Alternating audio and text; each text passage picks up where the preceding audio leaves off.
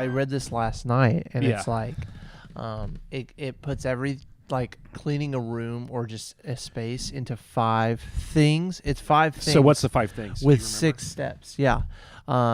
It's a book. Yeah, it's a book. Oh, the book. Okay, that I've started reading out of like yesterday. It's called How to Keep House While Drowning. Okay. Yeah. It's like it's If I were specifically drowning, made. keeping house would be my main priority in that moment. Yeah, which it's not mine. I'm kidding. Like if okay. I'm literally drowning, I'm not thinking about keeping house. Yeah. Well, that's the point.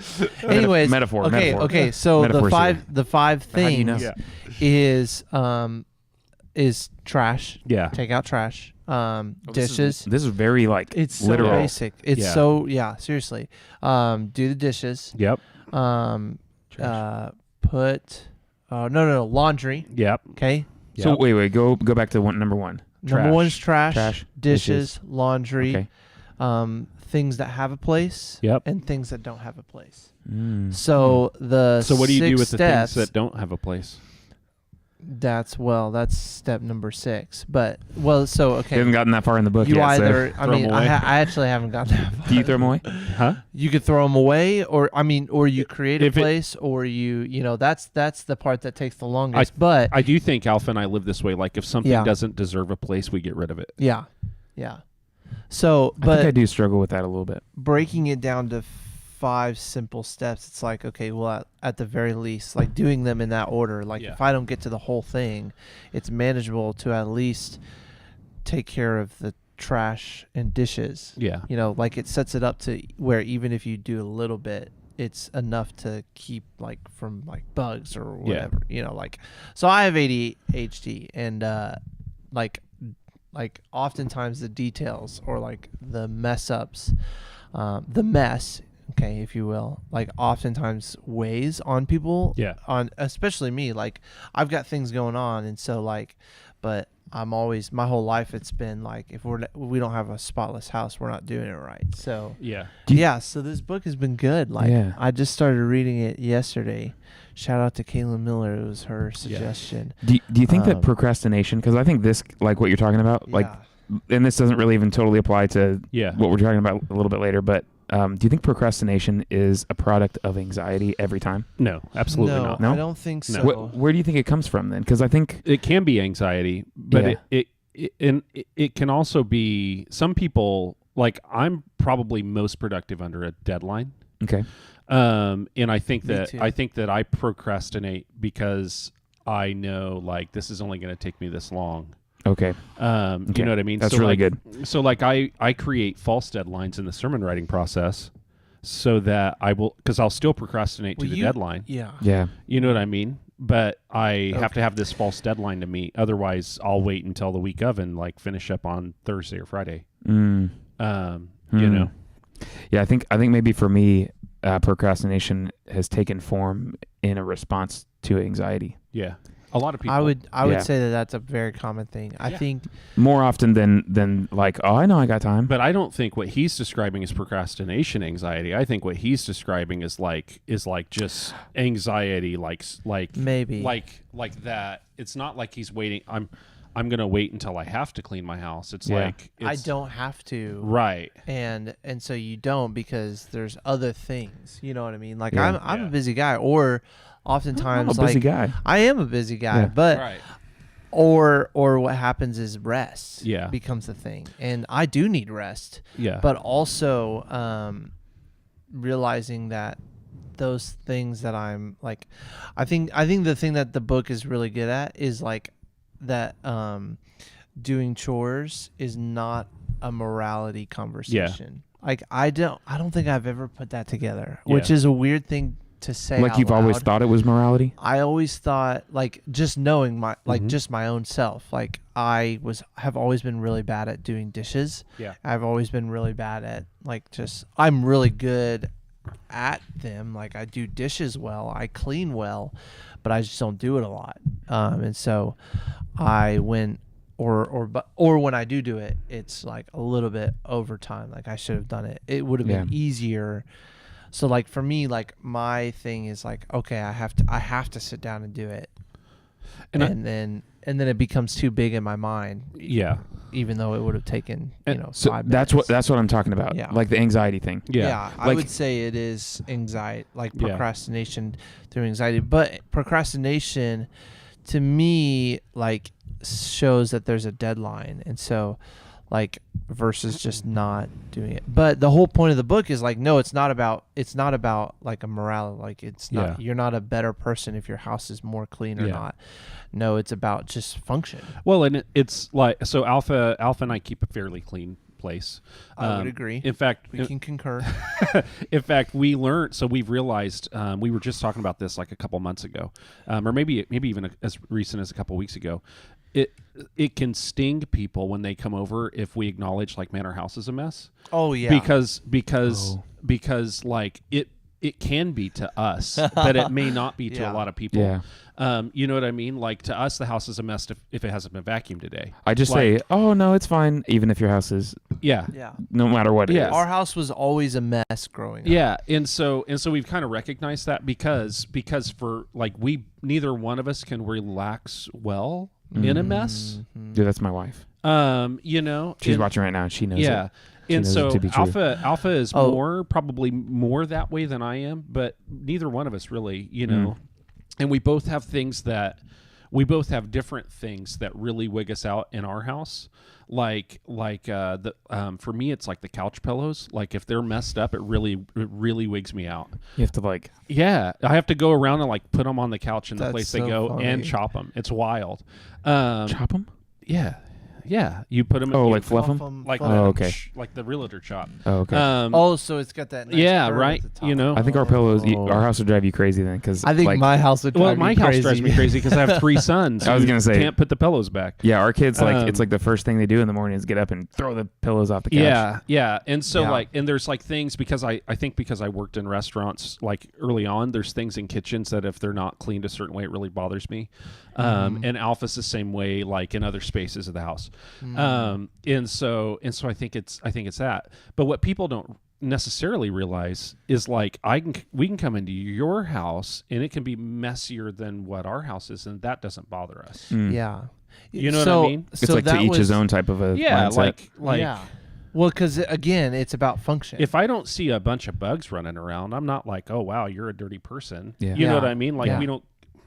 Now, if I see a bunch of bugs running around, I'm like, maybe we should get out the mop a little. Yeah, clean a little bit. Yeah. So that's the thing, though. It's about function. Does it function well while you're there? And that's the truth. And so for you the function that but couch we want to rest in our house. Yeah, exactly. Yeah. And so for me, like, I it's not much of a function how the couch pillows are. Yeah. You know, like that's the thing. It's like I've got, I think, one's on the floor for now on the side because I moved it out of the way to use it. I'm like, I don't need. Yeah, I wouldn't have couch pillows until I got ones that are comfortable enough to sleep on as a regular pillow. Yeah, to be worth having. Yeah. And I'm not saying that this will happen to you, but for me, like I still am like pillows. But like when I got married, that's something that changes when you have like a woman living in your house. because you balance. I wouldn't have couch pillows if there wasn't a woman living in my house. Like, we got to sit on the couch. I don't know if I'd have a couch. Yeah. Oh man. But you know what? I'm so thankful. Have a couch. I'm really thankful for all those things. Yeah. Hey, you're a better guy than we are. Yeah. I didn't for a while there. I mean, it was. I didn't buy a couch until I'd have like Chandler Bing's apartment, basically. Well, that's true because I had that chair and that was it. Yeah. And then, I got a couch in like, I don't know, it was like January or February. Yeah. Of this year. Oh, okay. So I'd been there living there for over a year. Yeah. Yeah. Anyways, I'm trying to think. I know we've, I've worked a job where, went into a bunch of people's houses to take them hospice equipment. Yeah. And when you've got someone who's like terminally ill, you're not cleaning up your stuff the same way that you would in the normal sense. And so we walked into really, really clean, nice houses, and then there were some that were just like, no wonder this. Like I need to say this humbly and respectfully, but like no wonder this person's dying. Their house is just not in the right state for someone to be this healthy house living. Feels unhealthy. Yeah. And so so yeah, and so you do notice that when it gets to the extreme, but I think you're right in general. Like if someone's generally keeping up with their things, then yeah. Oh, look, there's dog hair. You have a dog. I don't really care. Yeah. You know what I mean? Like that type of stuff doesn't really bother me. Yeah. You know. So, yeah. But again, like because we in our house are like, you know, we have a dog that doesn't shed. You know what I mean? And like things like that. Yeah. Yeah. It's just a thing. Yeah. So it's like deciding how you want to use. It's about enjoying your house. Yeah. Is what it is. It's like you don't clean to make yourself feel better morally as a person. Well, and I think everybody's got something in their house they look over. Like we are. You probably don't even know it. We have a garden tub in our house and it leaks. And so there's a ceiling tile in our basement that's like stained from this garden tub having leaked on it. Nice. I'm not changing the ceiling tile till I fix the garden tub, and I haven't called a plumber. Yeah. You know, like everybody's got something they look over. Yeah. So yeah, Rachel has commented, what's the book called? It's called How to Keep House While Drowning. So it's I just started it. It's really great for what you doing over there? Turning on Playing the in Hangover. it? Oh, No. okay. Turn on. I heard my voice and I was like, oh my gosh. No, but it's really great for people with deep ADHD like I have. There you go. So Cool. yeah, it's We definitely have it's stuff pretty around our house that's just taking up space, and I definitely feel this thing doesn't have a place, and so what do I do? Yeah. I don't know that I've completed the cycle of like I know what to do. Yeah. But I still have the thing that I know that I'm like, oh no, I don't know what to do. So sometimes part of the process is really just the first step is just organizing the mess. Yeah. And that's something that I literally did yesterday because like I haven't like put everything away. Yeah. Like my room is cluttered ever since I had somebody move in for a temporary thing. And so like all that stuff that was in that room is now in my room. And so some of it we got put away, but a lot of it is just kind of like needs to be gone through, you know? And so it's like last night I started reading the book and I'm like, okay, I literally went through 5 of the 6 steps. Hi, Riley. So I wasn't Hi, interrupting. Riley. Oh, hi, Riley. Anyways, so I just literally was just like, okay, I'm going to organize this mess. Yeah. And I felt a little better because, like there's piles now in my room, but it's still like a huge difference and functionally works better than what it did.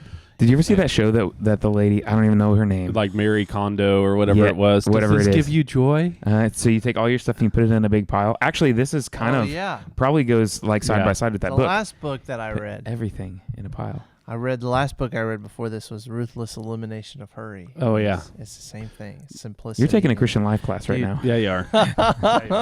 So actually, you know what's just funny? trying to better myself. Yeah, man. no, it's wonderful. What's funny is because I read on the positive prep email I get for like it's like a radio prep email I get just to stay on top of things. Yeah. So one of the things that it said like suggested for people on the radio to talk about today is like cleaning out closets because apparently right now is the time of year like right before school starts that a lot of people are like I've got to go through everything.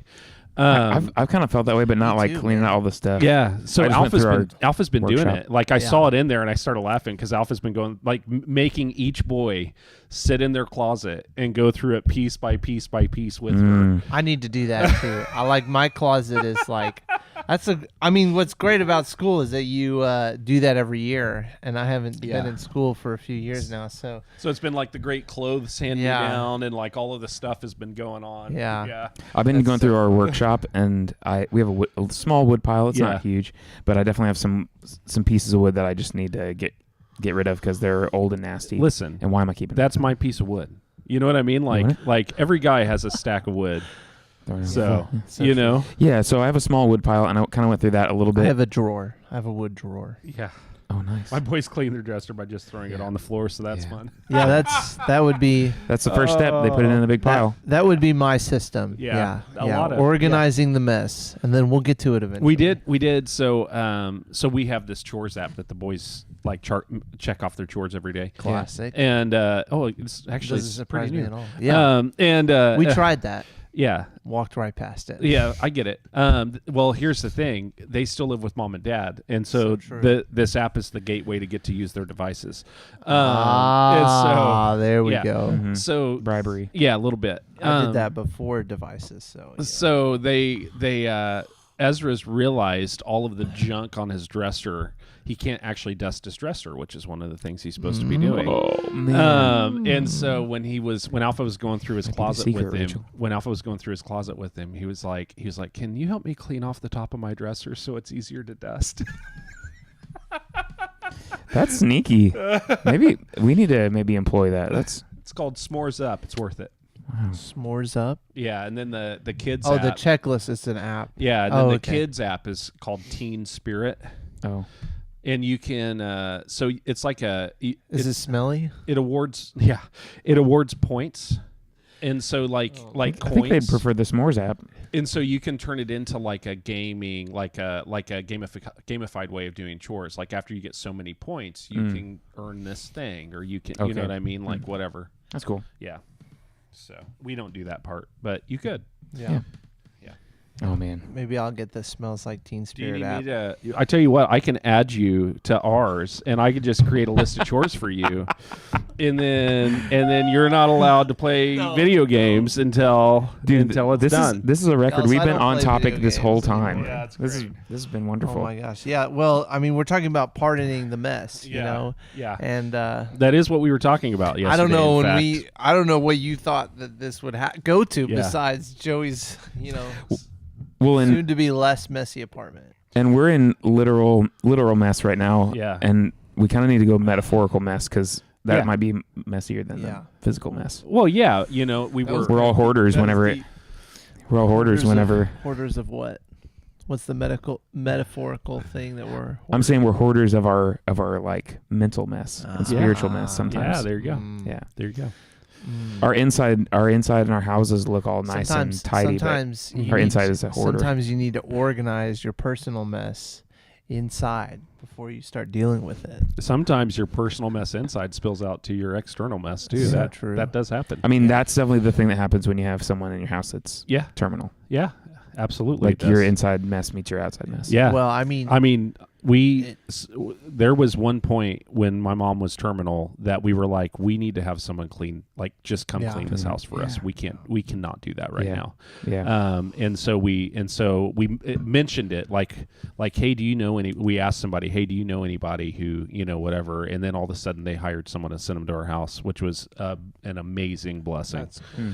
That's really cool. Did they just show up like unannounced or And you were 'cause that would've been awesome. What? So they told me Go ahead, they come were in. like, hey, this person does it. They're going to call you. I've already told them to call you, and we're going to pay for it. Cool.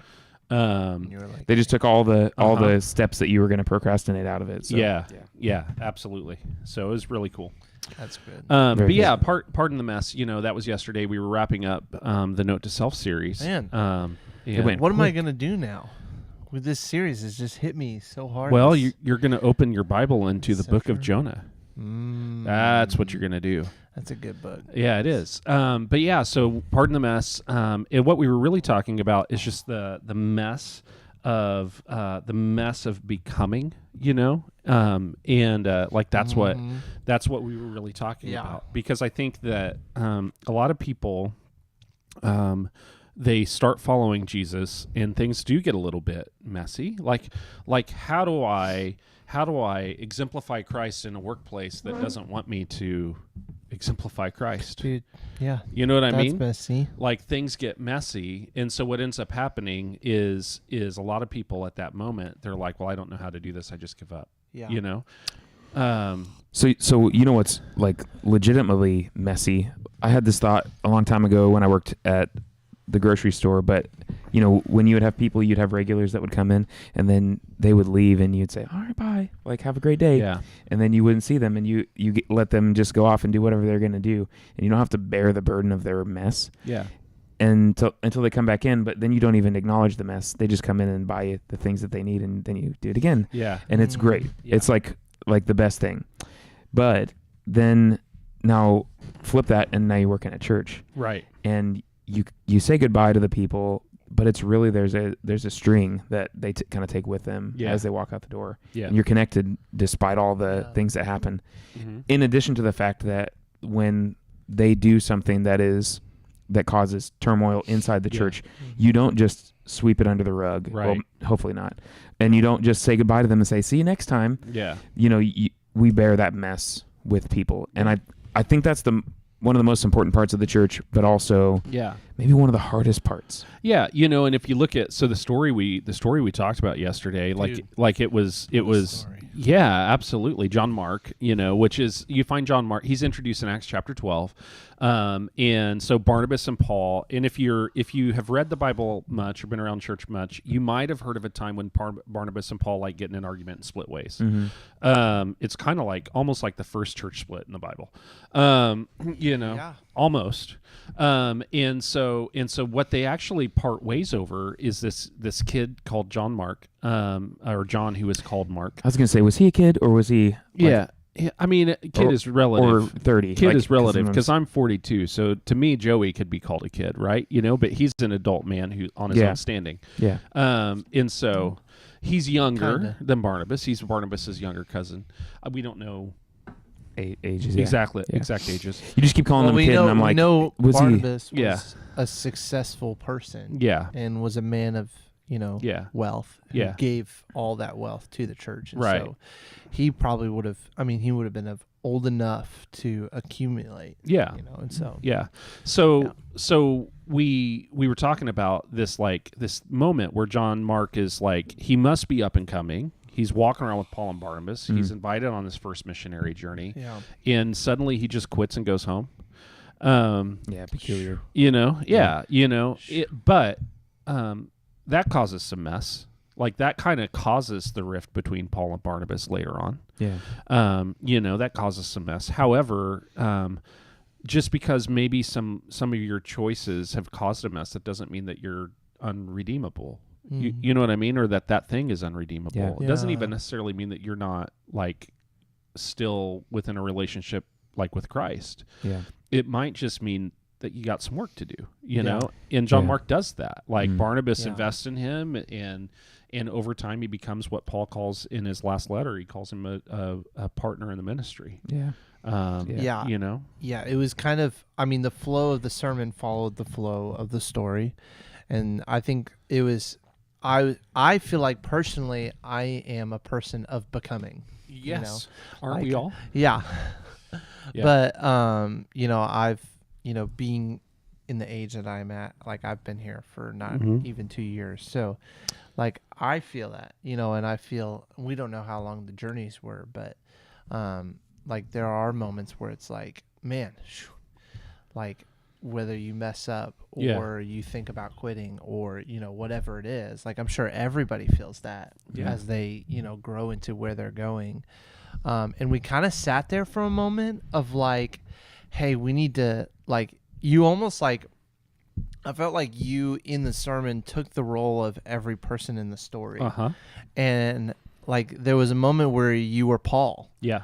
And you were saying, talking about how oftentimes the thing that you had said was, when we get out of the baptistry, we run towards, things that aren't Jesus, that are, pointing towards Jesus, but we don't run to actually Jesus. We run towards Christian things and not Christ. Yeah. Yeah. Right. Yeah. Right. That's the thing.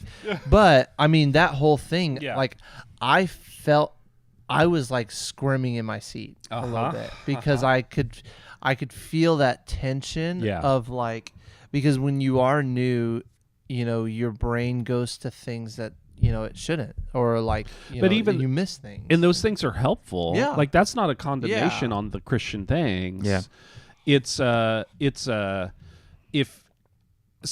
Here's where I'm at in that, and because I do think I need to clarify where I'm at in that, because I don't want people to think that I'm against. I'm not against Christian podcasts. I'm not against Christian books. I'm not necessarily against Christian influencers, although there's a lot of idiots out there. You probably consume more of that content than most people. Oh yeah. Yeah. Not podcasts, but books for sure. Yeah. But if I also consume just scripture, you know what I mean? I don't consider reading the latest John Mark Comer or Tyler Staton or fill in the Kyle Idleman, or I don't consider that quiet time with God. I consider that like I'm going to learn what this guy's learned. Quiet time with Kyle Idleman. Right. Yeah. You know what I mean? And so I think the reason why, like, the way that you consume these things healthfully is you first address your relationship with Christ, and then you add to that your relationship with Kyle and your relationship with Tyler. You know what I mean? Like, and every person that we're talking about is human, and so they're going to fail. They're going to fail, but they're also like the ones I'm mentioning, the books that I've read so far have been good, solid examples of like appropriate biblical application. Yeah. You know what I mean? Yeah. Like I'm not mentioning anybody that's just that I would say is a cash grab or a Yahoo. You know what I mean? Yeah. And so like there's good stuff in there, but that if that becomes the risk is because that becomes the core of your you know what I mean? And so suddenly like that's who I'm no longer trying to emulate Christ. I'm now trying to emulate that person. Yeah. And I think, we've talked about burnout ministry, but I think it applies to burnout anywhere is a loss of vision. Yeah. And that's what that does. When you stop looking for Christ and you look for Christian, you lose the vision of Christ. Right. And the vision of him in your life. And, and so, but sitting in that moment, it was hard for me because like, that's a fear of mine. Yeah. Right. So that's it was speaking into the fear of failure. Yeah. Of like, it was essentially, the part of that was, hey, like these things are going to drive you towards failure. Avoid them. Yeah. Right. And I feel like out of that, so I was like, oh man, where is this going to go? And then it was right into forgiveness, and I was like, okay, I'm okay. and Rachel, I agree with you. I actually think that the church has caused this problem, because if you think about it, I've felt this way for a long time. We do like life groups, right? And we subscribe to Right Now Media, and it's like, okay, now we're gonna do this study by this guy. And now we're going to do this topical study by this guy. You know what I mean? Yeah. And whatever. And not that those things are inherently bad, but we're creating this discipleship pathway that's like, hey, this Bob Goff's going to break down his latest book for you in 6 sessions. You know what I mean? Yeah. And Bob Goff has some great books. Yes, he does. Yeah. But and there's not a lot of scripture. Is in those Bob books. Goff Jesus? You know what I mean? Like, and is that book scripture? And there are some scriptural things that I think we should learn from other people, but I think that sometimes our the lack of, this is why I don't do fully topical all year round. Like I see a lot of churches that have made that transition, and I try to do more 50-50. Because I think it's really important for us to sometimes go through a book of the Bible. Yeah. It's like the church and like sermons in specific shouldn't be self-help as their primary goal, but they should help you. Yeah, they should help you and yourself.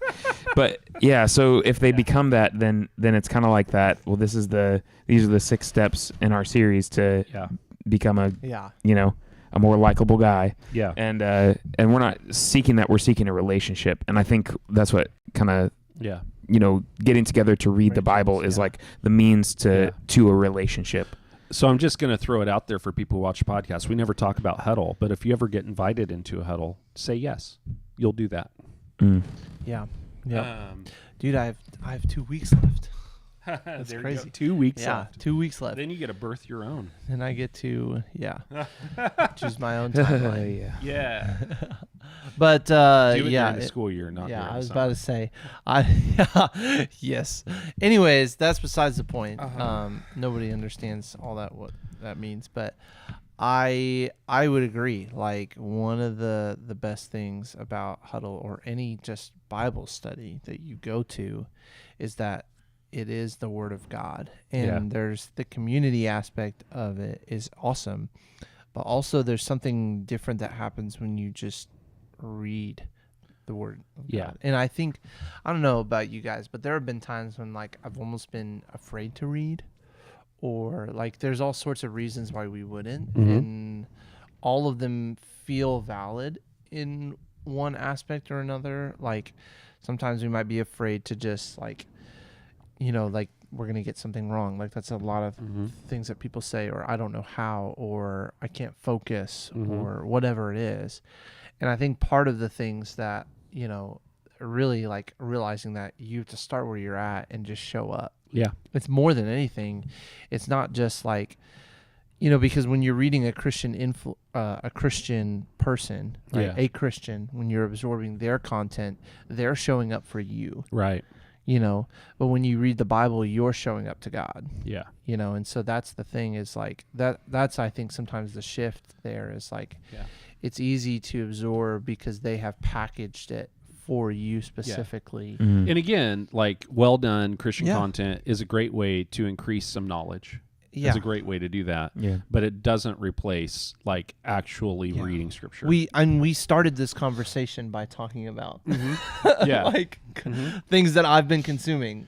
Yeah. Content that I've been consuming. But again, there's no substitute for Jesus. Yeah. And so everything that we do should point us to Jesus. And if it doesn't, and we've got to run to, and that's why you talked about, you know, the next part out of that is if you've lost that passion, if you sit in that failure to go back to you referenced Revelation. Yeah. I picked that up. Yeah. Where is it the Church of Ephesus? Go back to your first love. Go back to your first love and the things that you did at first if you've lost your passion. And so that's truth. Like it's so good. Yeah. And, no, it you know, that's the thing. So we took this journey though because John Mark failed, right? And then honestly, you had this moment where kind of Paul and Barnabas kind of failed. Dude, you know? Like and I couldn't cuz you didn't come out and say like I these didn't. guys failed. No. Like you almost let us come to that conclusion. If you were listening, Paul was almost the bad guy in the sermon. Yeah. You know what I mean? I think in the past I've thought that he was like the righteous one and like the other guys were making mistakes. Well, but Paul's perfect, right? Like we spend the Yeah. whole Bible Right. listening to Paul and what he has to say. Yeah. And here we see a moment like one of the few where he fails. Yeah. Well, and so I will be honest, scholars are split on this. Yeah. So some scholars say that this was and it was in some ways a net positive. Yeah. 2 churches can reach more people than 1 church can. Yeah. So some scholars will say like this was actually a good thing or like a God ordained thing. Maybe it was a God ordained thing.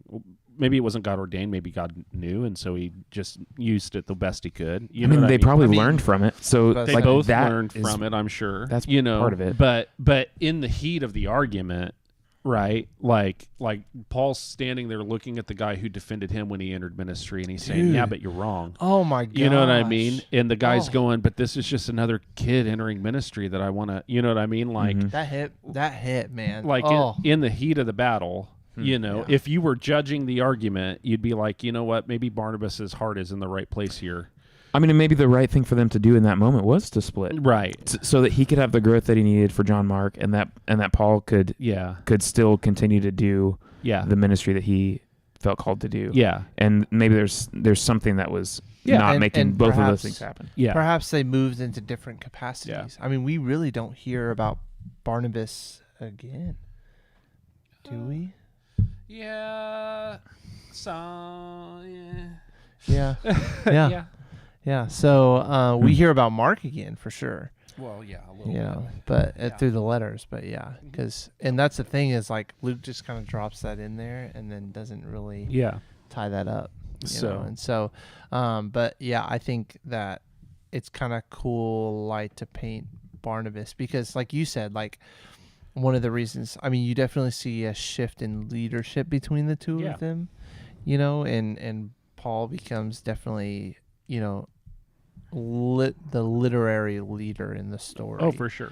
You know, and so like it's interesting painting. Like there's all sorts of characters in the New Testament and Old Testament where like they're just kind of in the background, but they're really powerful. Yeah. Like Andrew is one. He's one of the disciples that like oftentimes when we see Andrew in the Gospels, he's bringing somebody to Jesus, like almost every time. So, unless somebody's going to him to tell him about something, like it's crazy, like so cool. But Yeah, Barnabas is just like this guy who stands up for people and believes, and that was the thing, believing blindly in John Mark. And I felt inspiring to me because, like, especially, I mean, you think about it when you're young, but really you need them all your whole life. Yeah. His mentors who believe in you. I just think of my Acts professor. Acts is one of the classes we took our first year. It was back in my era. I don't know if you guys still did or not. It was actually our senior level I remember class. thinking, what in the world is this? And I felt kind of a little bit like, not mad at my youth minister, but a little bit like, why didn't somebody tell me about this? Yeah. Like, and I'd been a Christian since I was 8 and I was in college, So it was like realizing the starting of the church in that way. And so I just remember, like, my Acts professor, his name was Harvey Backus, and I just remember Harvey talking about Uncle Barney, and gives me all the warm fuzzies. Uncle Barney. Yeah. Oh, so good. And Harvey was old enough that Barnabas probably was his uncle, to be fair. He's actually John Mark. So, I love it. I love it. That's so cool. Man. Yeah. So, anyways, if you're going to follow Christ, there's going to be some messes. If you endure through them, you can grow. Yeah. And that's the thing. And I think what I hope happened yesterday, because the struggle with a message like yesterday's. Yeah. Okay. The struggle with a message like yesterday's is you have a certain number of people in the room who are going to go, I've arrived. Mm-hmm. You know what I mean? Yeah. And I hope that what was communicated yesterday is, like, none of us have arrived. You know what I mean? Like, I hope that that's what, like, we're all still becoming. And, like, that's what I hope was communicated yesterday. I hope people grasped that. I know that there's undoubtedly some people who didn't. Yeah. And they thought of other people, how other people could apply this to them. But I hope that that's what people heard. And I hope that people, in that realization of, like, I'm still becoming, maybe look back to some things where maybe some messes they made in the past, or maybe some messes they're currently sitting in. I would say if you think you've arrived, you're definitely sitting in a mess. Or on the edge of a mess to begin. A real, big man. Mess. So this is kind of just the aside, but we did Come Jesus Come after the sermon. Yeah. And I was like, man, is this just going to feel like it doesn't apply? And the more that I thought about it, the more I was like, I think eternity kind of does apply. It's kind of, the song is like, if you don't know, it's kind of a request. Like, Jesus, just come now. Like, we've been waiting for you so long. We're ready for you. And his work isn't done yet. Yeah. But it's still like the first words are, sometimes I fall to my knees and pray. And, like, coming out of that, thinking about your mess, going right into, man, I just need Jesus. Yeah. Like those, that's really the big global, like, big solution. Yeah. Not specific situation maybe, but. I think eternity is going to be the ultimate example of that, of, like, because we always sit in a mess, and so it is the moment where all of that mess is fully healed, and we get to, move and live the way that we were called and meant to live. So I was just sitting in the moment going, man, is this the right thing? And then I think it was, or at least, like, hopefully people could apply it in the context of the message and the topic we were talking about. So now do me a favor, though, because if you watched this yesterday, we have people who share the messages every week. Like, they'll share the service or whatever. If you shared second service, go delete that one and go share third service for me. Please do me that favor. So the first, I'm gonna go ahead and share the third service. The first two were definitely the warm ups. I don't know what it was. My brain was not coming on yesterday morning, and I'm walking away going, man, this is not great. And then finally the third one, I was like, I think I finally just figured out how to do it. Finally figured out how to talk. Which I don't know what that means, because I was not in second. I go to third, and so I got the But I was boring myself. It was terrible. You were boring yourself. I was boring myself. Oh, okay, it was terrible. All right. So go watch the third one. It was better. So or share that one. Delete the second one and share the third one if you would. They won't even have the chance because I'll just share. You just woke up. No, I'm talking to anybody who might have shared it on their own profiles, which we appreciate you when you share those things. Please That's just a go back. wonderful thing, to share those or talk on them or whatever. But Yeah. Yeah, and I think There it we has go. an impact. But Yep. Awesome. All right, guys, we got Okay. to go. All right. Thank you guys so much. Have a great day.